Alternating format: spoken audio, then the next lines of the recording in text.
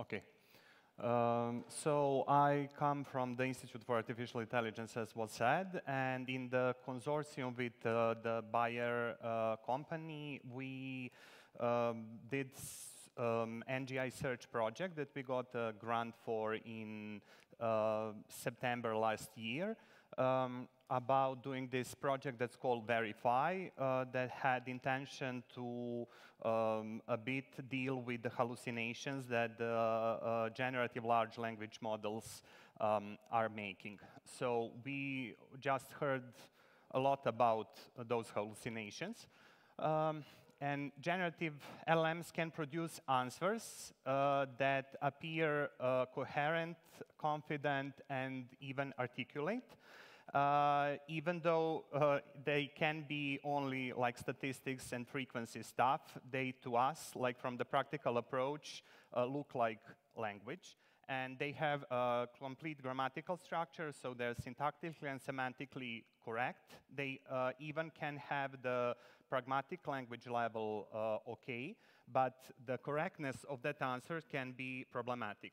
So that can be a real problem in like various aspects, but especially in some sort of like important live fields like biomedicine, where you can, by like trusting them, have severe problems. And also, if you're using some sort of third-part APIs and you're working in pharma or some other sort of biomedical company, then you may have a problem because of the privacy of information, about the ways of payment, and so on. So we wanted, in this open source approach, sorry, to deal with that. Like generative large language models make the next token prediction, and they are based on large amount of data, so they know a great deal of stuff, but they are trained up to the point in time, so they don't have like current information. And also, in the process of obtaining the data for the LLM training, they could like have some information that is missed. So there is an approach that's called Retrieval-Augmented Generation. That means that you have some sort of external data that's not seen by the model training, and that with that, you can augment that model, fine-tune it, and then get like the more, perhaps more correct, factually correct answers. And also, it's important to provide sources for that data, because even then, you're going to have some sort of precision at which your answers are given. But also, we wanted to additionally check that answers. So we did the referencing part also and make some sort of textual entailment model that co-reference that stuff, and that checked for the correctness of information from the direct sources. So this is the scheme for our Verify project. So we have at the beginning the user who has some sort of question, and it's put into the prompt for a large generative model. And we have three important and great parts. So first one is the information retrieval component. The second one is that generative component. And the third one is the sort of fact-checking or verification engine. And I will explain all of them in the next slides. So first, the information retrieval system. It has to retrieve relevant articles for the questions that the user is putting in the model. Because this is field of biomedicine, we considered PubMed repository system because it has almost 40 million articles that dates way back before the mid-20th century. And also there is a great deal of metadata, for example, the names of authors, journals, medical journals, they are published in years and some other aspects. And they are also, they have the unique PubMed ID, and they also have links to the full papers. And we didn't consider the full papers because they are too long to go as an input in the model. So we wanted to do only abstracts, but then on the previous project we had, we realized that the titles have a lot of information that should be used. So we made a sort of concatenation from titles and abstract of each of that. On that PubMed repository, there was a great deal of empty abstracts, so we finished at about 25.5 million of abstracts. And because there are some sort of logistic limitations in the models that we are going to fine-tune, and that was like the maximum input size of around 500 tokens, then we decided not just to truncate that title abstract concatenation, because we thought that that would lose some sort of very important information. So we did a text segmentation, and they all have some sort of different indexes when we did the indexing, but all the segments from the same title abstract concatenation have the same PubMed ID, so that we can reconstruct them if needed. In the literature and in the practice, there are like 3 ways to deal with the information retrieval, to deal with some sort of search. So we first did the lexical search that incorporates like finding the exact matching keywords, and it's sort of sparse vectors that we are dealing with. We concretely did the BEM25 because it's better than just ordinarily doing term frequency inverse document frequency matrices. And we also indexed the metadata, and concretely author's name, years, and journals, because we think that the user would like to make some sort of filters in our user interface that I will show you at the end. And we did the lexical indexing based on OpenSearch vector database. Because lexical search can only deal with exact matches or some sort of normalized exact matches, we also wanted to include semantic search. And semantic search enables us to search for the synonyms and for the paraphrases that can mean the same thing, but in different words or different language constructions as the ones that we want to find. And you do semantic search in various ways, but our approach was to deal with the asymmetric semantic search, because we understand that our users' queries can be long questions, can be just a few words, or can be some sort of a statement for which he wants to find some sort of answers. And the answers would be a bit longer. So what we wanted to do is to represent the query into some sort of dense vector, and had all of those 25 million abstracts represented as vectors, embeddings, and then do the comparison and concretely do it with the scalar vector product, because they are of a different size. We used for this part the quadrant vector database, and we did it on the by encoder, because we had to compare the 2 instances. It took some time on our AWS server to do that, so that the part with the vectorizing embeddings of those abstracts was done offline. And each time our user, through the user interface, gives a query, it's online transformed, then compared, and we get back the answers. And then we wanted to have the both ways in our final search, so we combined them in sort of hybrid search.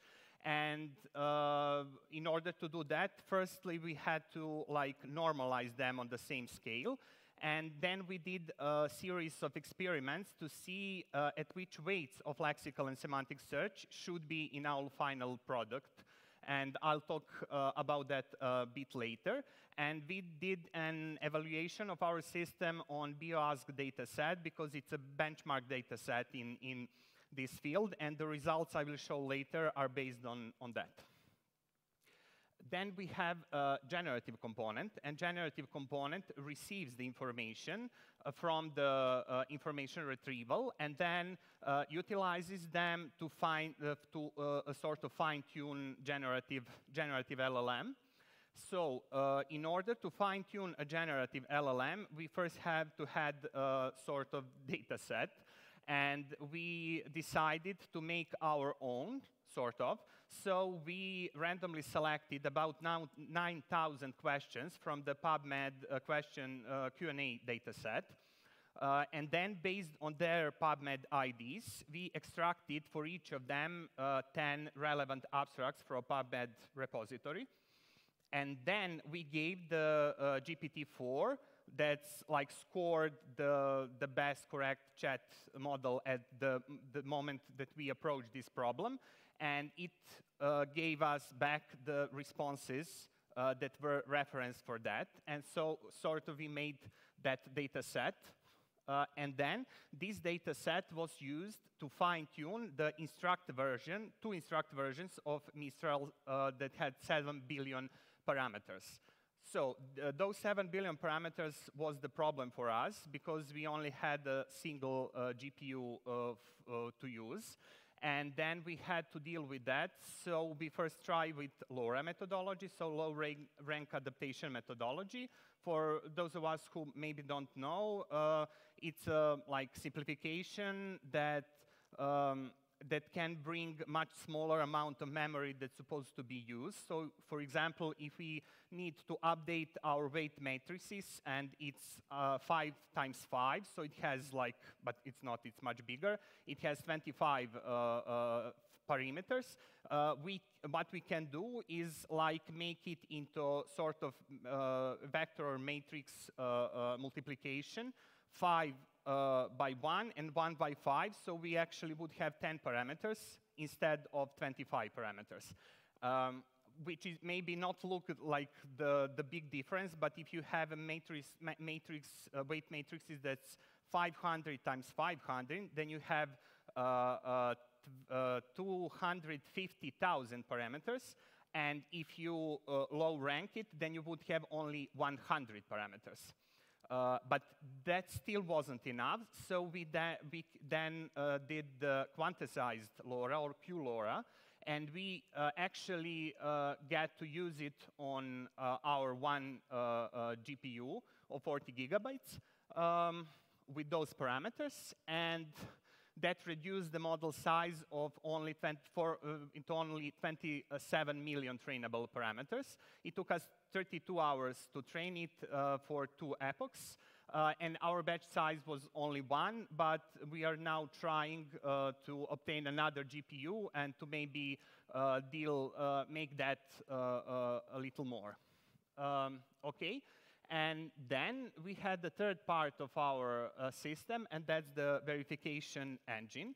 So we decided that our verification engine should be sort of simplified to be like a textual entailment task. And for textual entailment task, you have pairs of segments, and you actually do a classification, in our case, on 3 classes. So no evidence when we cannot find some concrete evidence for the answer in those claims, contradict, or support. And for that, we used the CFAC dataset, but we had to additionally transform it because it's not publicly available for the whole part. And we had to do the train validation and test split, and we also had to reduce the size of some things, and also to be the same with the approach we used to do that with the title and abstract concatenations. So we make the transform data set and then train on a various models to obtain the best results, which I'll show in a minute. So these are the results for our information retrieval system. We tried with the lexical approach, so lexical search, and we compared our search with the original PubMed engine search, and we can see from the line 12, and then afterwards that we are getting much better results on mean average precision at first 10 retrieved abstracts. We also did separately semantic search, and it's okay result, either it's a bit low. And then we did the hybrid search for the all 9 other combinations of the parameters and concluded that this is the best combination of weights for lexical and semantic search for our approach. And we compare with some sort of benchmark data setting, and we have an absolute increase of 9% compared to them. For the generative component, we train on version 1 and version 2 of Mistral 7B Instruct, and we compare those results with ChatGPT Turbo, which is a much larger model, and you would need so much more memory and stuff to train it, and it's also not free and not open. So if you want to use it for that, you have to pay that. And we concluded that for some stuff that's important, like for the process of obtaining the answers, our models, so the model that's based on Mistral 7B version 2 and fine-tuned on our model is the best one. And for the verification engine, we actually tried quite a bit of models, and this is only the 4 that I'm presenting here. We tried to deal with sort of parameters when, for example, the early stopping for the dropout, so now to overfit was the most interesting, so I'm presenting it here, and find out that actually that the BERTA model gained the best performance. When we validated on 10% of our transform data set, which we left for that, and then we also wanted to have additional check and did sort of outbound evaluation on the healthware data set. And these results that are on your right are actually almost 10% has the absolute raise from other models that are currently or was state of the art. And then we have finally got to our user interface because we are working on this for 8 months now. And we did a demo. So our user have a question, and then it inputs it in the system that goes through some sort of pre-processing and then goes into information retrieval system and done by both lexical and semantic search. And we get the result of a hybrid search. These 10 abstracts, that's the best based on hybrid search, are returned to our fine-tuned Mistral model, and then it gives us some sort of generated answer. And that generated answer for almost each sentence has a PubMed ID reference, so that in our third part, we can fact check for that. So then it gains, the final step is that you have the claim from the generative model that's paired with the concrete abstract from our retrieval system, and it defines is it support, contradict, or no evidence, and then the user gets verified, checked, generative answer from that model. So we even have the, for now, very basic site where you can freely log in if you want, and you would have sort of this tab where you can choose between hybrid, semantic, or lexical search. And if you choose hybrid, then you would have to put like those weights. This is just represented with the best weights that we have so far. And you can, because if you want like to have more current data, then just put the dates like from which you want to get your abstracts from PubMed database. And also set the temperature. We set it here for precise. And this is actually, I couldn't catch like the first thing is all gray because you just like get the generated answers with those PubMed IDs. And afterwards, it's coloring it. So, for example, the green color means that it's supporting.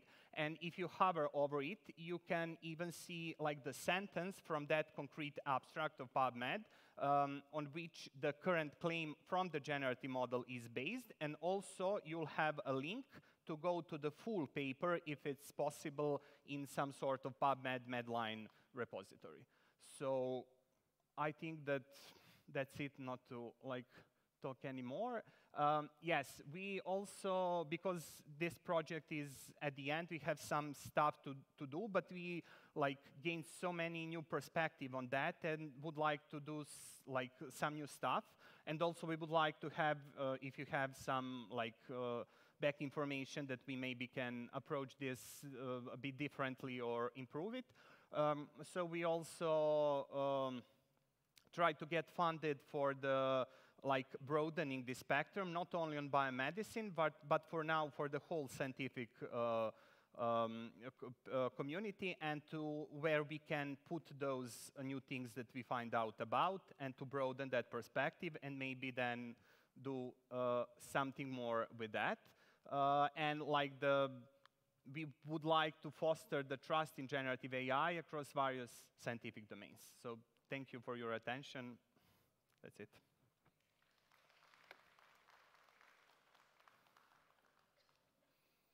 If you have some questions.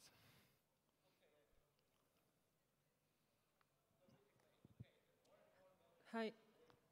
Sorry? Okay. Can I now ask? Thank you for your talk. It was really interesting. I wanted to ask, how do you tackle the need of updating the articles? I'm here.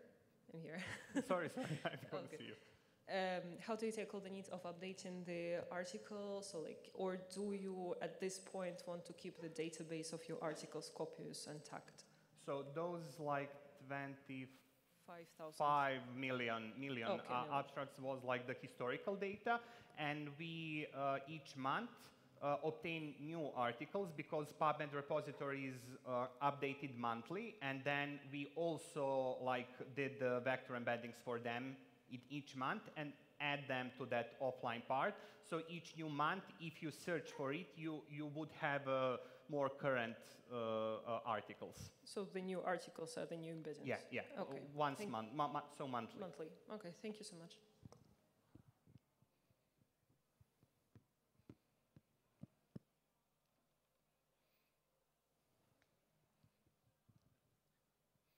Okay, I have a question. So basically, more and more of published documents are today at least partially generated by LLMs.